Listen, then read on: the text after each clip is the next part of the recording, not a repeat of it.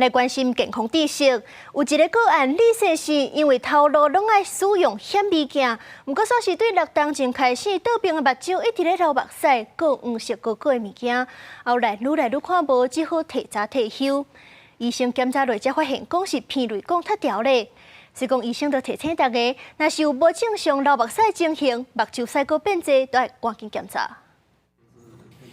标准显微镜的参数聚焦伫再玻片，完全看袂出来讲进前强尾无快。66岁李先生伫美国洛杉矶做生物学研究，6当前开始倒病的目睭，唔知影什么缘故会来流目屎，又搁带真济目屎膏。落尾只好退休，返来台湾去予医生看，发现原来是鼻泪管塌掉咧。眼睛每工作20分钟以后就开始流泪，开始有黄色的分泌物，所以我没办法持续，必须随身携带干净的纱布来擦拭。到最后，所以我不得不离开这个工作。鼻泪管塌掉咧，伫台湾有岁人较接来发生，每1万人都有2人去治疗这款病症，包括发炎、放射治疗、外伤、感染、甲鼻癌病症，拢有可能造成鼻泪管塌掉咧。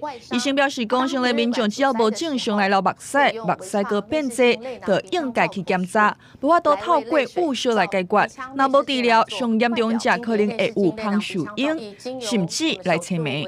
泪水没有办法流下去的时候，那细菌就在整个在泪囊滋生，然后产生脓包，那整个蜂窝性组织炎就会非常的红肿，那视力也会影响。那这些病人呢，通常说他们就会从急诊过来，因为整个脸，尤其他的眼睛内下部都是红肿的，这是最严重的急性泪囊炎。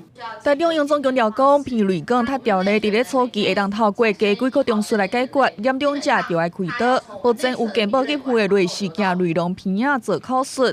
空嘴出血量是传统手术的20%，恢复基底，互患者有无共款的治疗选择。记者台中报道。